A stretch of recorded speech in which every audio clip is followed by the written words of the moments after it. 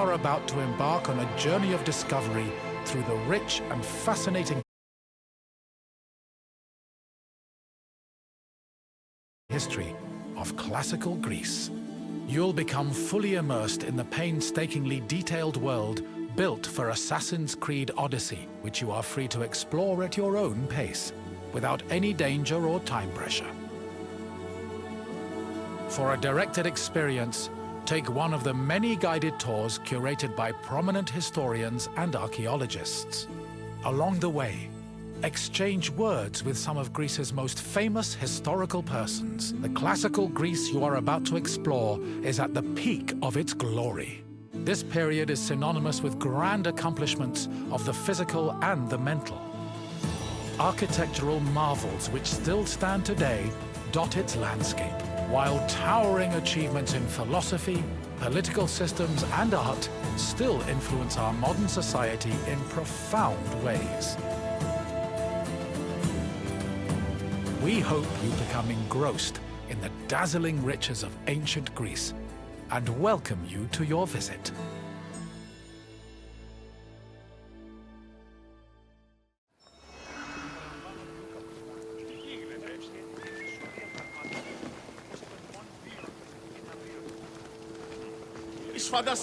Greetings, wanderer, and welcome to the Acropolis, the shining jewel of Athens. My name is Aspasia. Though I am not originally from Athens, I have climbed to the top of its social ladder using my wit and intellect.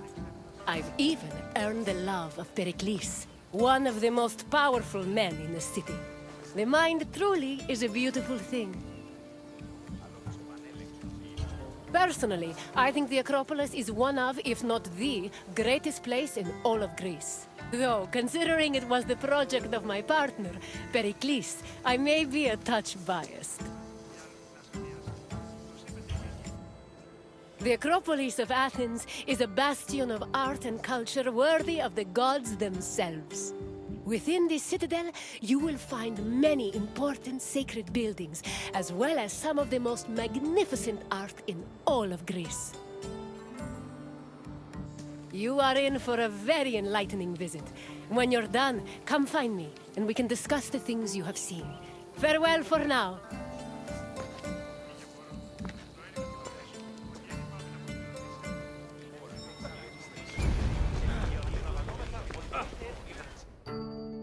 The Acropolis has gone through many changes in its long history. It began as a simple rock, was settled as early as the Neolithic period, and then became a fortress in the Mycenaean period. Stone buildings started appearing in the 7th century BCE. But the famous structures whose ruins remain visible today date mainly from a period of construction in the 5th century BCE. The location of the Acropolis is closely tied with Athens' foundation myth. Supposedly, it was the site where Athena and Poseidon competed for the city's patronage. This connection gave the Acropolis a sacred aura, and it was considered the religious heart of the city.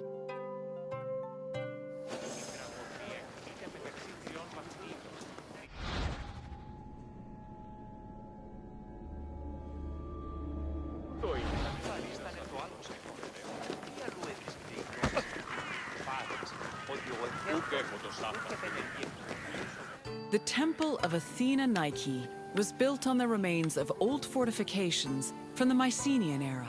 Worship at the temple can be traced back to the 6th century BCE, but the building itself was destroyed during the Greco-Persian Wars a century later. It was rebuilt during the Peloponnesian War. Given that the name Athena Nike roughly means Athena of victory, it was likely constructed in the hopes that Athens would win the war. Unusually, the temple depicts historical scenes of battles against the Persians instead of the more mythologically inclined art of other Greek buildings. The temple's priestess was chosen randomly among the Athenians and received a salary of 50 drachmae annually, along with skins and trophies from sacrificed animals.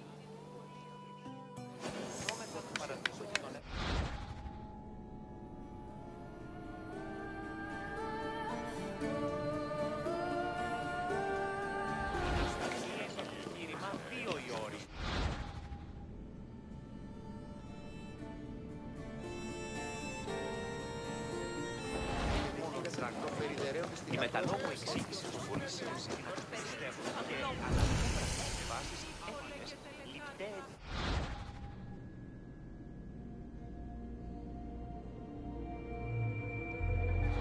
Όλο το επιχείρημα δομείται πίσω. Δεν κερδάνε έτσι. Ανατρέχομαι στους τραγικούς της δομής τα. The Acropolis was built up over a long period, due in no small part to its partial destruction during the Greco-Persian Wars. It was in the 5th century BCE, though, that the Acropolis received its most significant improvements. This period was an extremely prosperous time for Athens, both financially and culturally. With a booming economy bolstered by trade and the Lavrion silver mines, Pericles, the leader of Athens, financed a huge project to rebuild the citadel. He enlisted the help of renowned artists, like the sculptor Phidias, as well as the architects Iktinos and Callicrates. Together, they erected buildings like the Parthenon and the Propylaea Gateway. Pericles' goal was to make the Acropolis into a glorious monument to the gods and to mortal Athenians. Η ασταθή εν επιχείρημα.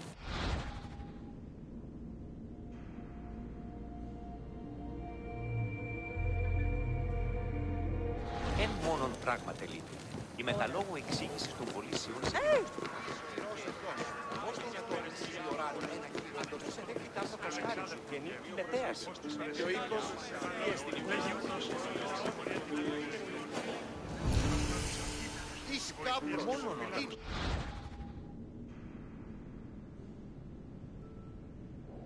Δρόμεθα το παραδείγματι των έργων αυτούν ή να αντιβάλλομεν το δέον γενέστε εις την ασχολιών. Behind the Propylaea was the giant bronze statue of Athena Promachos, or Athena who fights on the front lines. That name was reflected in the spear and shield the statue held in its hands. It was erected in the mid-5th century BCE by the artist Phidias. According to an inscription, it took 9 years to make and cost almost 500,000 drachmae. At approximately 10 meters tall, the statue was apparently so large that Pausanias claimed its helmet and spear tip could be seen from the sea near Cape Sunion, 60 kilometers away.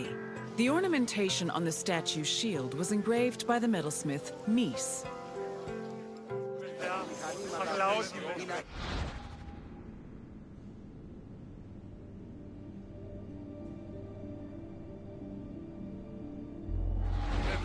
Διαφθείρει τους νέους και ούτι καταμαλθακίζονται. Εκπλήσει. Αποφέρεται το κτηρί του ατόμου. Τις τραγωδίες προαιρούνται το ύψος της διανοίας έντυπου. Η τραγωδία εκλαμβάνει τα ιστορία.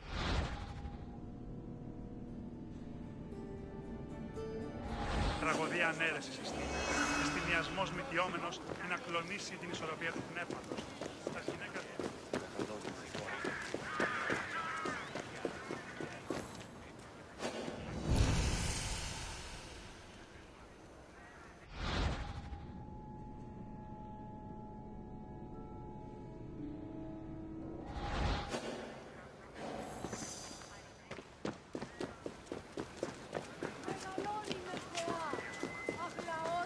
Καλούμε σε Μάκαρ Πολιώνη με πυρίπολε και τελετάρχα, Λέων Πάστερη Δέκ.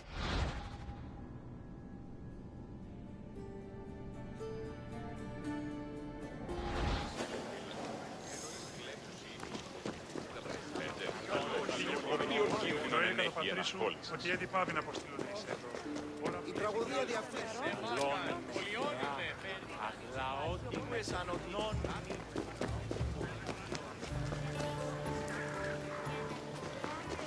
The Araphoroi were young girls between the ages of 7 and 11 who were in charge of special rites. A list of 4 girls was drafted by the Assembly of Citizens, from which the High Magistrate, the Archon Basileus, chose 2 to serve as Araphoroi for the year. The girls lived in a house on the Acropolis. They were in charge of carrying sacred objects and weaving the peplos of Athena. The peplos was a sacred robe offered to Athena during Panathenaea, a festival held in her honor.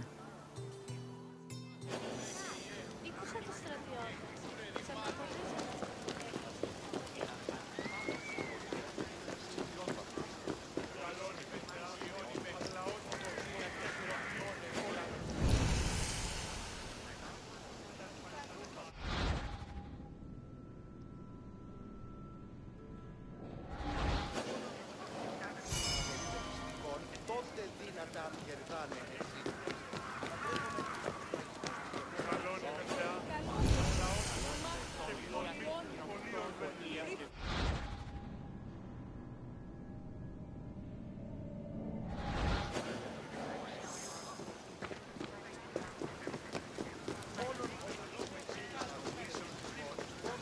Και αναπόδραστες τις βάσεις έτεινες λικτέ ετιθέμητη. Η τραγωδία κινείται μεταξύ τριών βαθμών. Τη συλλεκτική το απροσκόπτο του πελάτη.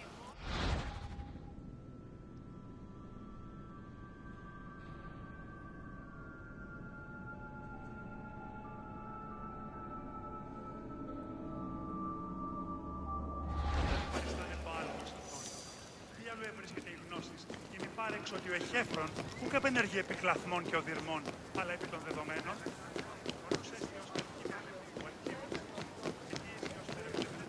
The Erechtheion was an atypical temple. It was dedicated not only to Athena Polias, but also to Kekrops, the mythical founder of Athens, his son Erechtheos, and even Poseidon, the sea god who challenged Athena for possession of the city. The temple was divided into sections. The eastern part housed a statue dedicated to Athena, while the western section jointly belonged to Poseidon and Erechtheos. Meanwhile, King Kekrop's grave was believed to be under the caryatid porch. Under the temple was a crypt that was said to contain the sacred snakes of Athena. The snakes may have had a sweet tooth because the priestesses of Athena allegedly fed them honey cakes.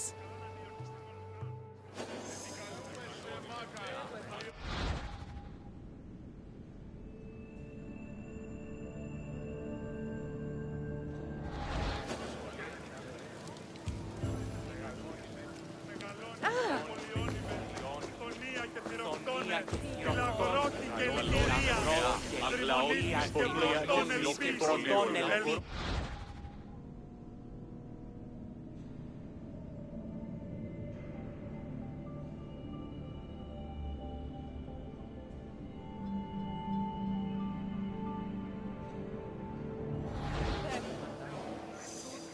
Ούποτε συμβήσετε, όσπερ ως ουκ εργάσεστε. Σε Μάκαρ, Πολιόνιμε, Πυρίπολε και Τελετάρχα, Δεόν πάτεροι δε και ιέ, Σκυπτούχε.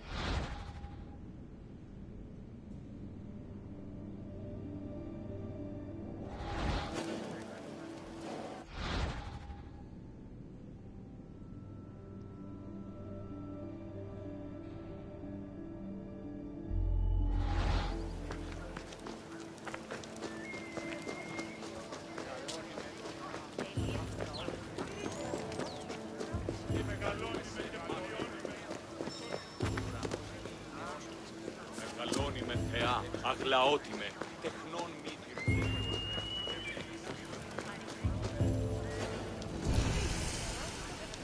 Δυσπετώ το λέω.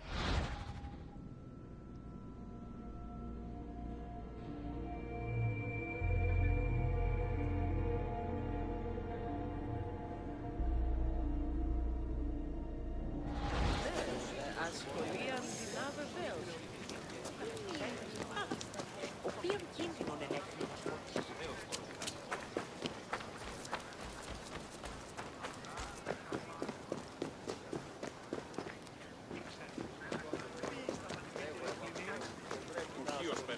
The Parthenon is one of the most well-known buildings in the world and an enduring symbol of ancient Greek civilization.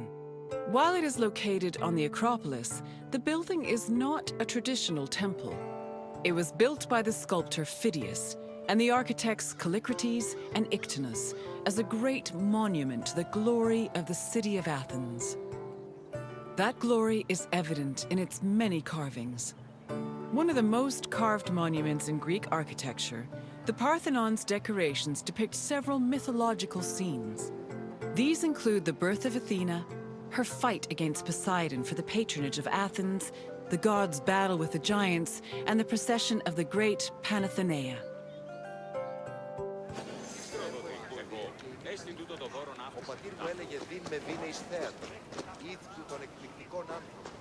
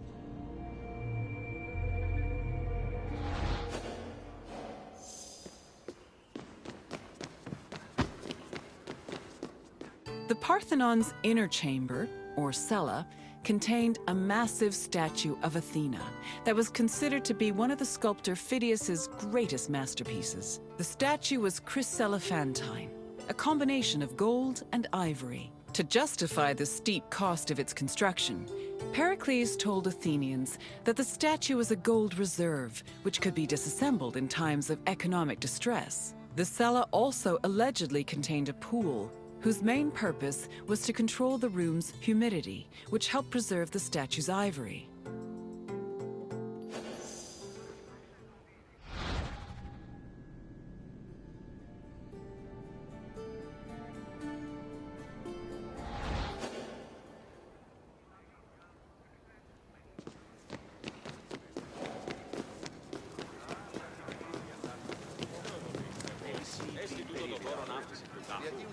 The Parthenon is one of the most well-known buildings in the world.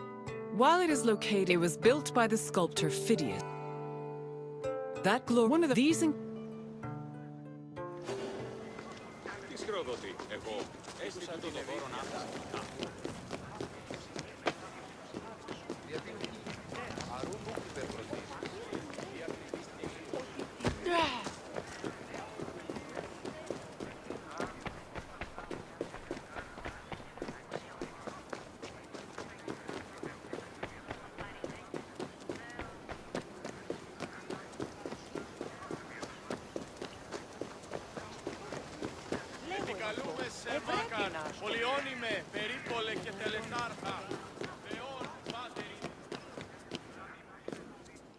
Athens' treasury was located in the Parthenon, where it was believed to be protected by Athena herself. The treasury contained objects of great value, acquired from different conquests, as well as a mass of minted silver coins and various offerings to Athena. Pericles also decided to move the entirety of the Delian League's treasure to the Parthenon in 454 BCE. This was a great testament to Athens' power over the rest of Greece. The riches were divided into two parts, the Demosia, which belonged to the city, and the Hiera Cremata, which was dedicated to the goddess and only used for religious purposes.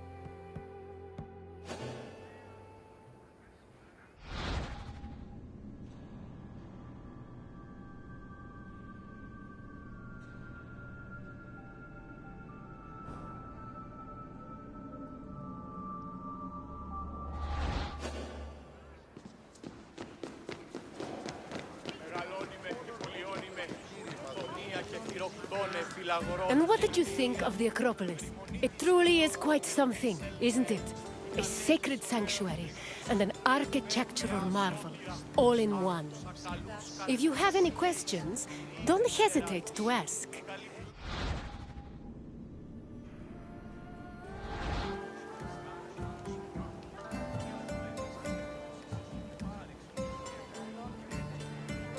As you wish. Hopefully we will see each other again soon.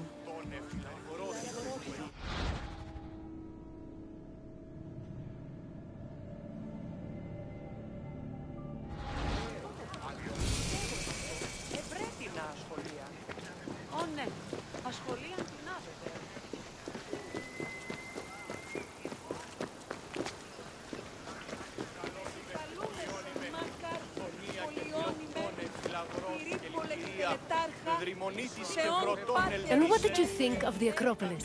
It truly is quite something, isn't it? A sacred sanctuary and an architectural marvel, all in one. If you have any questions, don't hesitate to ask. Very well. On to the next tour.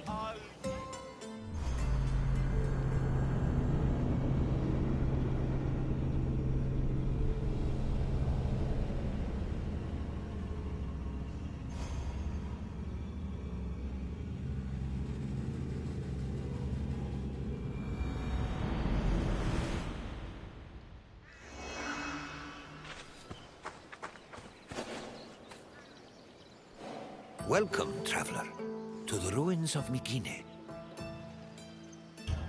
My name is Herodotus, and I am a traveler from Halicarnassus. I retrace the cause of various events, such as wars and great calamities. I describe what I see and record what I'm told, all with the aim of providing a better understanding of why these things occur. Look for me to introduce you to many sites. It is humbling to stand in the remnants of such a great civilization. Looking at these ruins, I am reminded that the past is never as far behind us as we think. These are the ruins of Mykene, center of the old Mykenian civilization. It was home to great warriors and heroes. In many ways, places like Athens and Sparta stand on the shoulders of its accomplishments. This tour will take you through its ruins and introduce you to its most important monuments, revealing its history in the process. I hope you enjoy yourself. I'll be waiting for you at the end of your visit.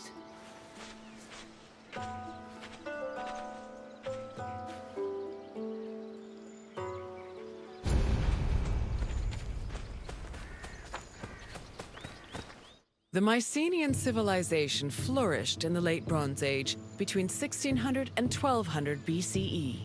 During this period, it was mainly located in the Peloponnese and central Greece. Mycenaeans were known for exploring distant lands.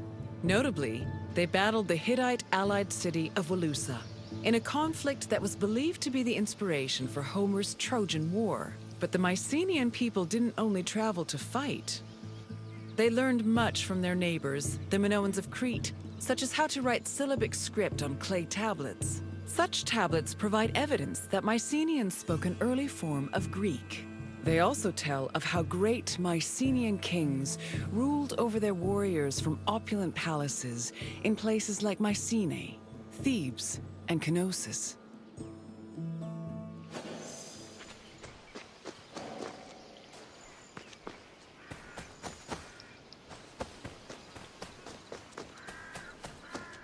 The entrance to Agamemnon's citadel, or the Lion Gate, is one of the most iconic monuments in Mycenae. It is impressive for both its height and for the intimidating rendering on its relief, which depicts two lions standing on either side of a column. Unfortunately, the lions' heads, which were presumably made of a precious metal or higher quality stone, have been lost to time. The gate was most likely meant to greet a triumphant king returning home from successful military campaigns and to awe foreign visitors.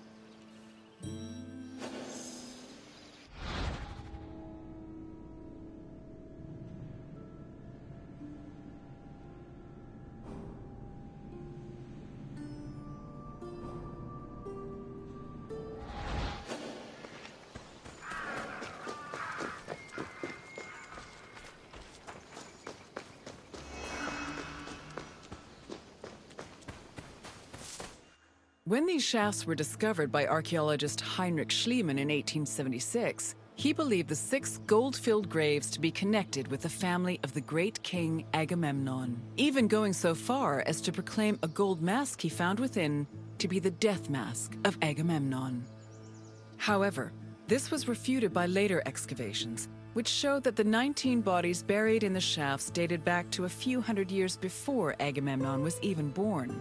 In fact, at the time of the body's burial, the Lion Gate and the citadel walls had not even been built yet. It's estimated that the people in the graves were members of the first Mycenaean dynasty. The graves later became a place of worship for Mycenaean kings, who raised walls to protect them. These walls helped preserve several incredible artifacts, including women's jewelry, death masks, and masterfully crafted weapons.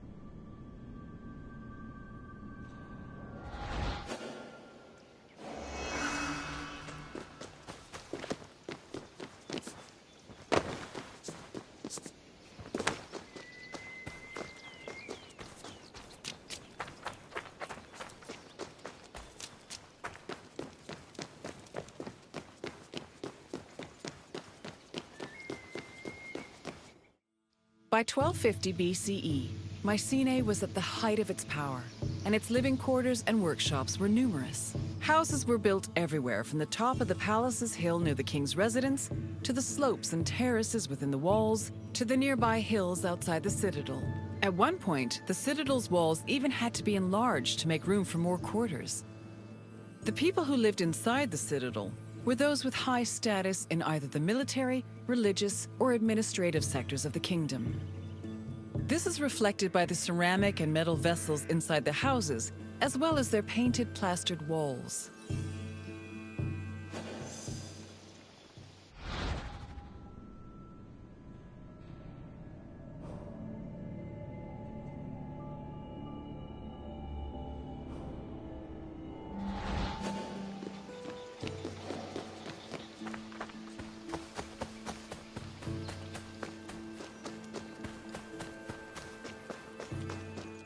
A traveler seeking an audience with the king would have first ascended a steep ramp from the Lion Gate to the citadel's summit. Here, they would have walked into the palatial complex through a grand entrance called the Propylon. Once inside, their gaze would immediately be drawn to the palace's main hall, a monumental area known as the Megaron. The vividly decorated Megaron, which glittered with precious objects and colorful frescoes in its heyday, was where the king would have received the traveler. If the king was feeling generous, he would have shared with the visitor the palace's most marvelous feature, its commanding and majestic view, which stretched from the plain of Argolis to the gleaming Aegean Sea.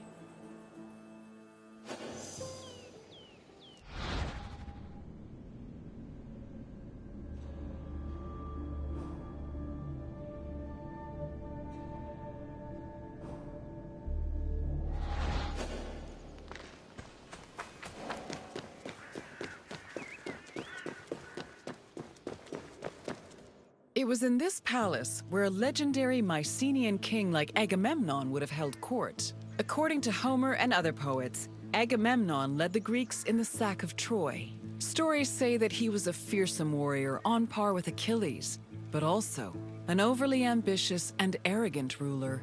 He sacrificed his own daughter, Iphigenia, to convince Artemis to grant his ships passage to Troy. After conquering the city, he returned to Mycenae with mounds of riches, and a Trojan named Cassandra as his concubine. Agamemnon's wife, Clytemnestra, was not pleased with her husband's sacrifice of their daughter. She plotted to murder her husband out of anger. The plot was successful, and, depending on the version of the story, Agamemnon was either murdered in his bath by Clytemnestra or killed by his cousin Aegisthus during a banquet.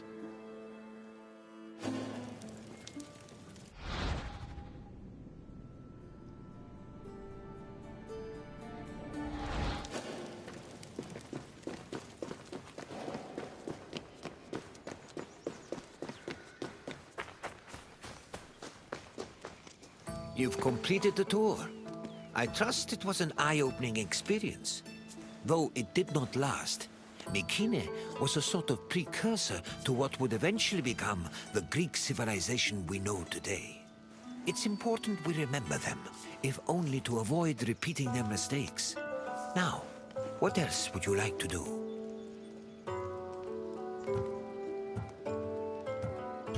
Then, I suppose this is farewell.